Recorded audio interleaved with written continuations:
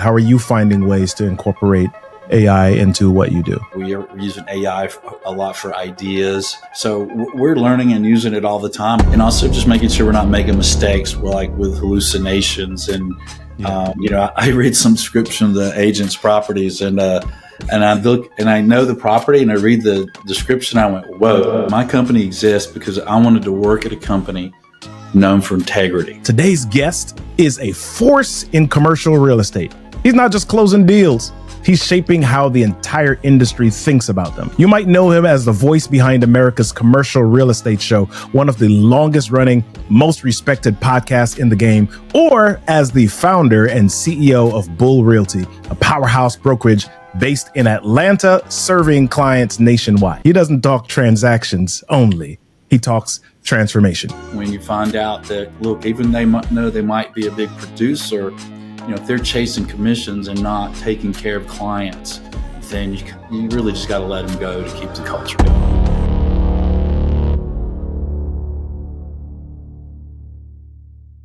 What if the difference between being heard and ignored in real estate wasn't just about your listings or your brochures, but about the stories you tell and the connections that you make? I'm Robert Kennedy III, RK3. That's me. You might know me as the guy who helps business owners, real estate professionals, and even speakers find their voice, sell more by connecting, and turning communication into influence. Now, today, we're on the Icons of Real Estate podcast, the show built for agents, brokers, investors, and storytellers who don't just want transactions, but transformation. Because if you're going to build something legendary, you've got to lead with voice, vision, and value. So buckle up, my friends. We're about to take a ride, a wild ride, talking real talk, real strategy, and real results. Hey, y'all. Welcome to the show. The one, the only, Michael Bull. Michael, what's happening, my friend? Hey, man, glad to be here with you. That introduction was awesome. Thank you. Excellent. Excellent. Well, listen, let's jump right on in. You have been at this thing for quite some time, decades, as it were. What made you decide that you wanted to jump into real estate and commercial real estate? Well, I like dealing with people, and I knew from the get-go I didn't want a job where I was dealing with just legal papers or widgets or I don't know. I wanted to deal with people and help people. And because I think that's what makes life interesting is the people around us. So, helping people and the people in these companies and the investors, it's just a lot of fun. It's to me, it's like sports, right? We win, we lose, we compete, we learn, we're coached, we work on a team, we work individually. It's exciting to me. Love it. Love it. So you started Bull Realty somewhere around 98, 97, somewhere in that neighborhood. Right. Yeah. Okay. And what's changed? What's evolved for you since that started, man? I know that's a loaded, big question. Yeah. Well, of course, a lot's changed with the market. A lot of changes in technology. A lot of changes with the company. We started off as a local Atlanta company, pretty much really almost in town Atlanta. And then, we grew all over the state and then we grew all over the southeastern U.S. And the company has certainly grown a lot. We recently connected with TCN Worldwide. So we've got a global worldwide reach now. And so it's been a lot of fun. Yeah. So you're doing something that I'm passionate about, of course. We are on this platform right now, but you do something called CRE, the Commercial Real Estate Show. That's a media platform. How has that changed the way that you do your business, brokerage? How do you see your role as a leader inside of that show? Well, one thing it's done for me is helped me learn a lot, right? So I remember when I first started the show, I had a lot of experience in commercial real estate, and I thought, what are these guys going to know? They're these analysts, and economists about my business. And as I started interviewing them, I'm like, whoa, wait a minute. One, they're a lot smarter than me. Number two, they have the time to study the economy and the market, and they have a lot of resources and time to do that, where I'm helping clients and doing deals. So I watch the market and economy, but not like every second of every day. So it's really helped me get a big picture of the economy and the market and where things were headed. And of course, on the business side, it's given us connections and credibility, and it's I now speak at events all over the country, and I get asked to write articles. So I think it's given us and me kind of visibility and credibility with clients. I think they figure, if you'll get in front of a crowd or get in front of lots and lots of people on the show and talk about things, you must know what you're talking about, whether you do or not. You must think you do. Yeah. So if you were to give some advice to somebody, maybe somebody just getting started in commercial real estate, and they said, yeah, I see Michael's doing this show. How would you advise them to get started? Is there something crucial that you want to share with them that they should not overlook or forget? Yeah. Well, I guess it's, are you asking them as an investor or as a broker? As a broker who is looking to expand business, but maybe wants to have media as an arm of their business. Yeah. I think if I would have known when I started the show, which started as a radio show, I recorded the first one as a podcast, but most people didn't know what podcasts were. But I was going to do a live show and take calls, bring my research guy, and take calls live. And I thought, that would be easy for me.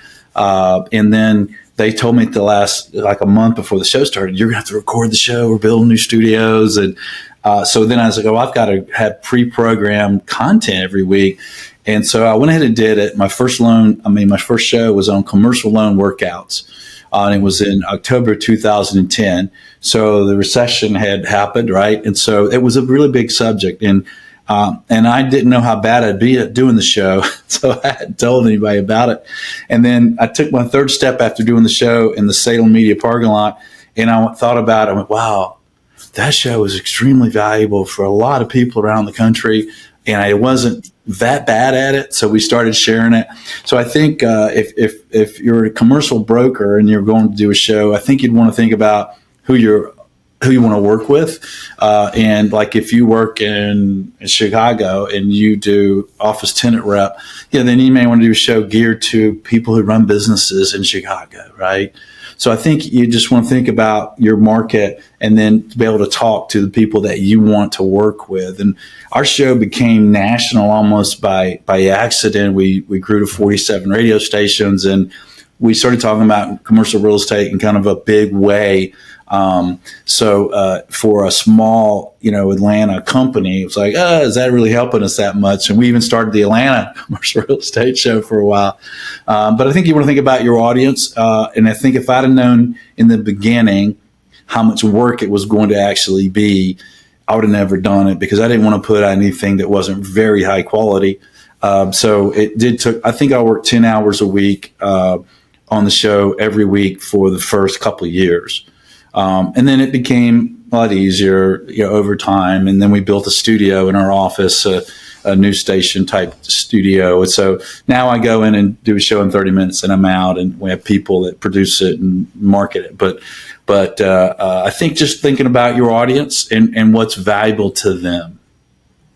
How are you finding that out? I know there are a lot of people who say, yeah, let's just do a podcast. Let's do a show. And then you sit in front of the mic, and a lot of people are saying, oh my gosh, what do we actually talk about? What are you doing to find out from your audience what is relevant or what you should be talking about on the show?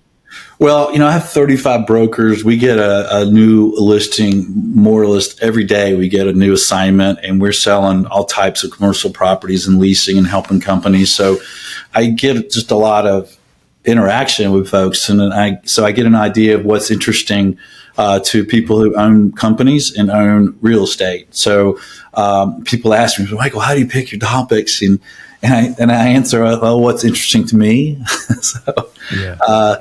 So I gear my show to commercial real estate people who own and control properties, right? And what would be interesting to them in a big picture way. And it's pretty easy. Plus, we get probably 12 to 14 people a day contacting us trying to be on the show, which most of them don't fit because we're more analysts and economists and want to know kind of about a market in a sector. So, just what's important to my audience nationally is it's not been difficult.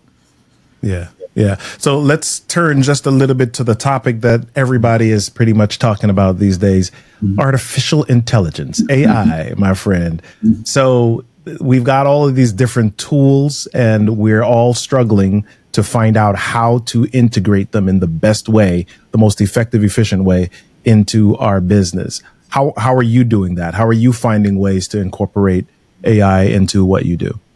I'm doing the same thing, Robert. You know, one of our my New Year's resolution was AI, and I have it in my calendar every week to spend time dedicated to that and stop and learn about it. So, you know, I'm constantly reading and listening to podcasts and going to classes. I was speaking at an event this week in Nashville. The speaker right behind me was on artificial intelligence for commercial real estate. So, you know, I'm just constantly learning and trying it. We're trying it with all types of different things. We have an AI answering service on our phone system. You know, we're using AI a lot for ideas. We're using it a lot for gathering information for marketing.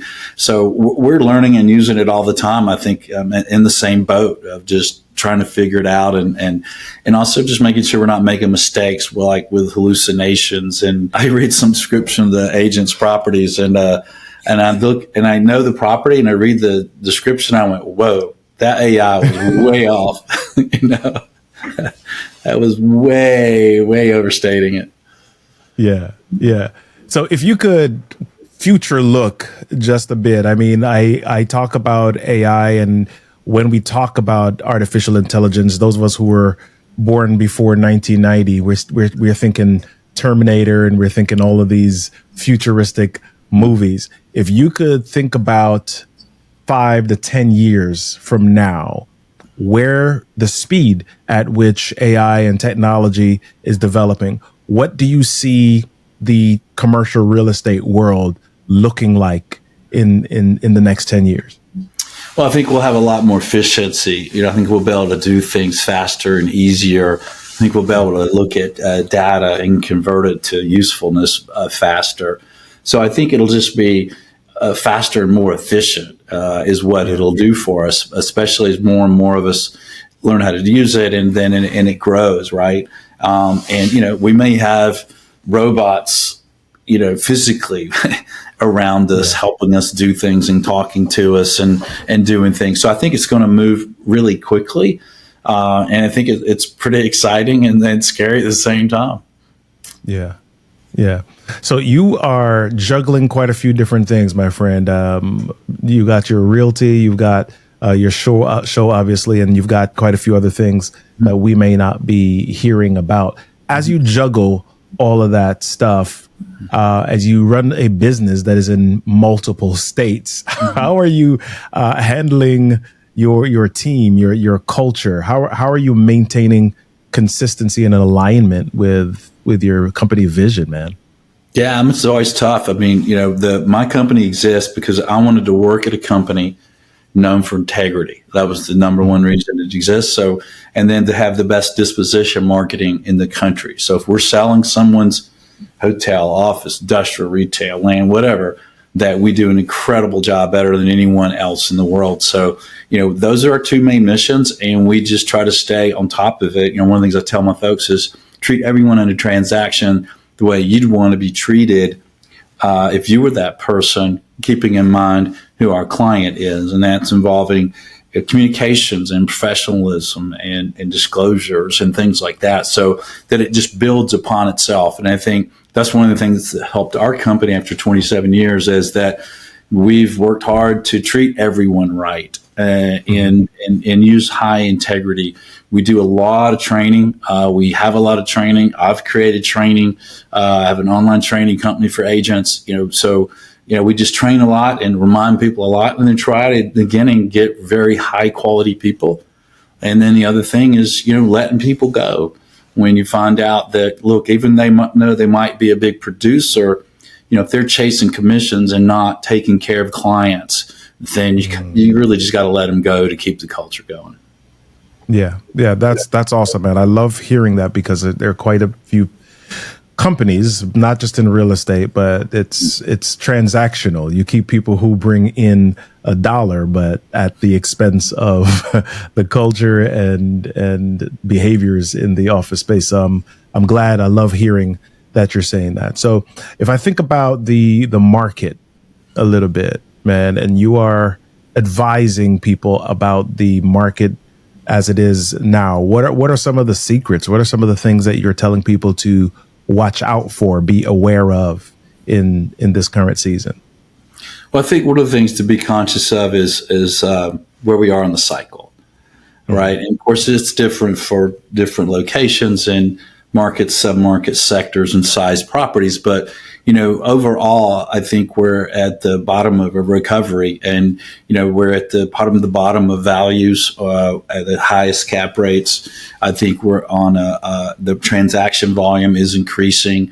Interest rates are dropping a little bit.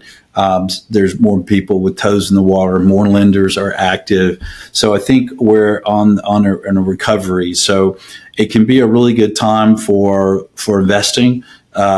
When you're in a recovery mode, right? In the beginning of a recovery, as values go up. So I think it's a really good time to buy. I think a lot of sellers are understanding too that it's okay to sell and move forward. I don't think people are waiting for these interest rates to drop to the free money that we had in 2021. But people don't think that's going to happen again. I think we'll maybe have a little bit of drop in rates, and it helps the market, but not enough to materially change value. So I think it's a real good time to buy. I think, especially if you're an office user. Yeah. If you're an office user or if you invest in office, I think it's a really good time to think about. While it's harder to finance them, it's the larger the office building are, the lower the value on a price per square foot basis. And we've been selling some office buildings that just incredibly low prices per square foot. And I think it's going to be the buy of the decade, I think, is office. If you look back at the recession, homes just plummeted in value. People say, no, homes will never be valuable again. What happened? You look at the dot bomb era we had, and retail's dead forever. Well, look what happened. There was a time during the savings and loan debacle that apartments dropped in value. They're never going to have value. They went back up. So I think we're there in office now. There's been more office properties in the U.S. Demolished or converted to other uses than there is new deliveries. That's the first time it's happened in decades. So I think it's good timing to consider where we are in the cycle. It's beautiful. I love it. So, man, we've talked a little bit about quite a few different areas. And at the beginning, you alluded to just loving people. So as you do this, though, people can be challenging. And markets shifting and everything that happens in our country. There's all sorts of emotions that happen with people. What is it that you are doing to keep yourself able to manage the emotions and the ups and downs of people during this season? That's a great question. And, I think we all go through that in some way, right? And I think I just try to look at the positive side of people, the positive side of what's going on. If we dwell on the negative, it'll make us more negative. And so that's what I try to do. There's people that disappoint. There's people do things you don't understand. And that's just part of it, right? It's just part of life. And so I guess, I like to do things like exercise. I like music. So I surround myself a lot with music. stand-up comedy. I think if you're laughing, it relaxes your shoulders, right? Your body feels better. My hobbies are, fast boats, fast cars, fast motorcycles, stand-up comedy, exercise, and music. I like to play music, and I like live music. So kind of those things to relax and enjoy life. See, now you got to talk about who your favorite stand-up comics are, because I love to laugh as well, man. Tell me a little bit about that. I like Sebastian Maniscalco, Jeff Dunham. There's just so many great ones. I took stand-up comedy classes, and I did stand-up comedy once. It's actually on YouTube. I did a real estate stand-up routine, and when I did it, it was like I read this pamphlet, and it was a class on stand-up comedy, and it said, even if you never plan to be a stand-up comic, it'll help you if you're in sales or you do speaking. And I'm like, wait, I speak and I do sales. So I took it. And it was great, because you think about sales, we're trying to help people make good decisions. And we a lot of times have to sell them on that. And in stand-up comedy, when you write it, you realize that every word matters. What words you use matters. The timing matters. The presentation, the accent matters. And so it's really good training for sales and speaking and communicating. Wow. So I've got to dig in there for just a moment. I've done an improv class, and when I did the improv, that profoundly shifted how I approach speaking and workshops and training from there. So as you are sharing with your agents or the people that are in your company, what are some of the stand-up tips that you give to them as you offer training? You talked about training earlier. Yeah. What are some of the tips that you're giving that you've learned or taken from stand-up? Well, I think one is economy of words. Just understanding that there's words that don't help you, and understanding what different words mean. I think I learned as an early age, as I was training a lot and still train a lot, that you could say the same thing and change the words and how it's presented, and it just helps people handle it better, right? So I think timing, also just economy of words are two of the bigger things. I know one of my brokers is a great salesman, and I was at a presentation with him, and we were walking a property, and he told a story or two to the potential client, and we're on the way back in the car, and I always critique every presentation I ever do. What did I do well? What did I do wrong? What can I do better? And I asked him, I said, tell me why you told that story. And he said, well, Michael, I just thought he'd find it interesting. And I said, look, you don't tell any story unless it's a story that helps them understand what's best for them to do next and keep them on track to help them make good decisions. So I think it's just paying attention to what you're saying and how you're saying it. And I ended up sponsoring him to take the stand-up comedy class. So I thought, this guy's a great salesman, but he doesn't understand economy of words. And he took it, and it really helped him. Wow. So how do you respond to somebody that maybe in your company, and you say to them, hey, I think you should take a stand-up comedy class, and they say, well, but I'm not funny. I'm naturally not funny. As a matter of fact, I'm the most unfunny person that you could ever meet. How do you convince them to do a stand-up comedy class? Well, I don't try to convince anybody to do anything, really. I give people advice that I think is helpful to them. And sometimes as their coach or their broker or even their client, my client, I'm sometimes telling them things they don't want to hear. And that's part of what I have to do as a leader. That's what I have to do as a coach. And that's what I have to do for my clients. And so, I just give them advice and hope that they take it. And, but I think for the stand-up comedy class, though, you don't really have to be funny to take it. The Jeff Justice is the guy I took it from. And he really teaches you how to do it so well. And you have to write your own things. You have to write your own comedy. And you can't cuss. And you get this, you can't touch yourself. And I was married at the time. And my wife says, you can't do wife jokes. So I grabbed myself, cussed, and said, what the heck am I else going to talk about? But anyway, he teaches you how to to be funny, basically. So, and he helps you learn how to write, and the writing part of it I thought was awesome. Yeah.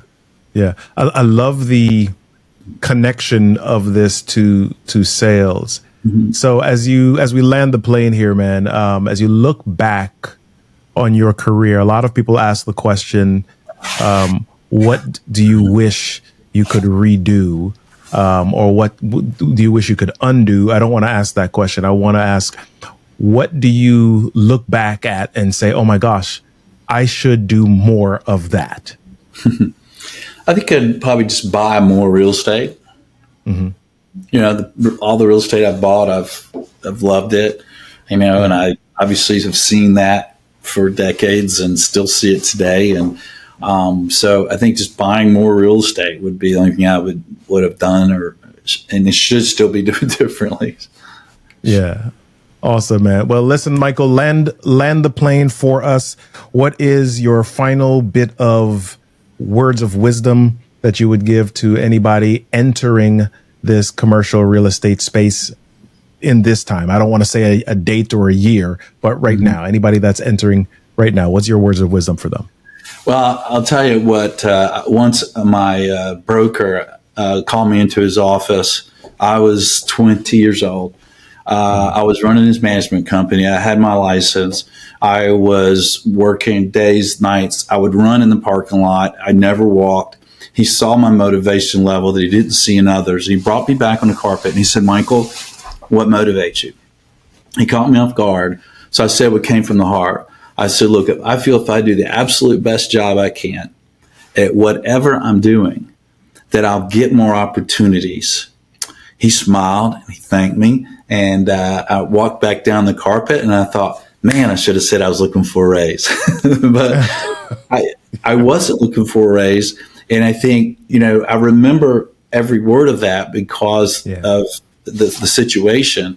And I think that would be my advice. It's just whatever you're doing, if you do the absolute best job you can, it will help you. You will do better. You'll enjoy you'll feel more fulfilled. People will notice it.